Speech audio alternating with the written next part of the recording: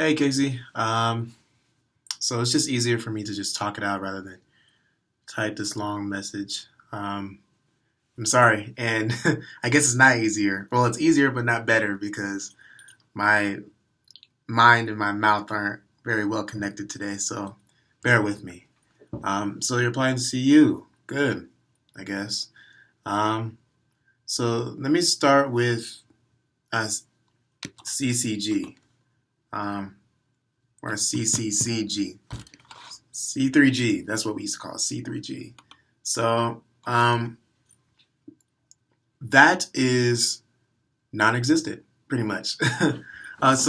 C3G was Stan Dietz's thing. That's his organization. So Stan Dietz was the Martine of three CG, and so Stan is actually not staying with the university. He's not staying at CU. Um, he I don't know where he's moving on to, but I'd imagine that because he's leaving, so will 3CG. And so I wouldn't invest too much in that. But if you were looking to enter to enter into something that was to do work that was like deliberation oriented or public problem solving, you listed some good folks. Sprain, Karen Tracy, and Larry Fry. And so, I mean, tips for you. I mean, it's cool.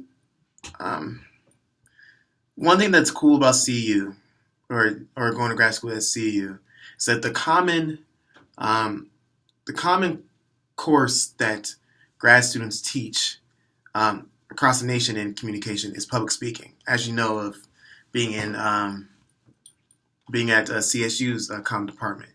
So that's the common thing. However, one thing that's cool about CU is that you're not limited to public speaking. You could teach all kinds of courses. Like for example, I taught group interaction. There's another course called Perspectives on Human Communication. There's also you have an opportunity to teach rhetoric. You have an opportunity to teach civility. I mean, you have so many options of what you could teach there, and that was probably the main reason why I chose to go to CU's department was for that because the teaching opportunities are pretty vast, especially with you being a doctoral student there. Yeah, you pretty much have your pick.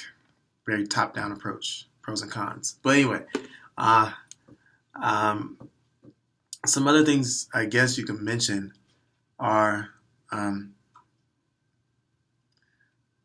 I guess, because they have three areas. So there's discourse in society, rhetoric, and organizational communication. So it sounds like your interests, because you picked Sprain, Karen, and Larry, it sounds like your interests are in discourse in society kind of stuff. But with you applying to for the doctoral program, what I would suggest that you do is is I guess I will mention in your cover letter of how you plan to really craft like a pretty rich research program for yourself there. Like for example, what sort of questions, what sort of big burning questions that you have that the courses offer there or the program offered in Discourse Society could help you answer. Um, and I guess you could take that further. Like the people that you named, Karen Tracy, Larry Fry, and Sprain, how could they um, help you address these questions?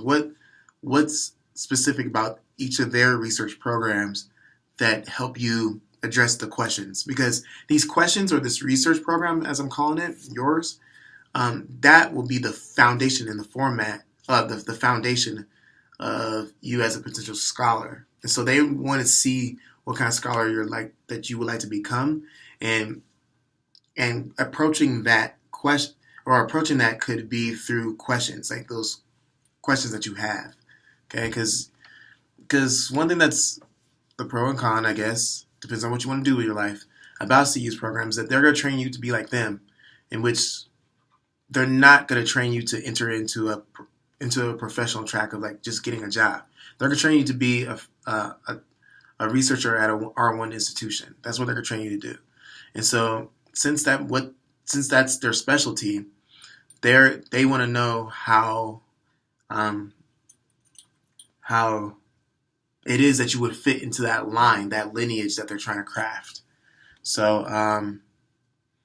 I mean, that's all I'll give you for now. I'm sorry that this video seemed a little jumbled, but that's what I'll give you for now. I'm happy to answer any further questions that you have. All right. So much love. Be easy.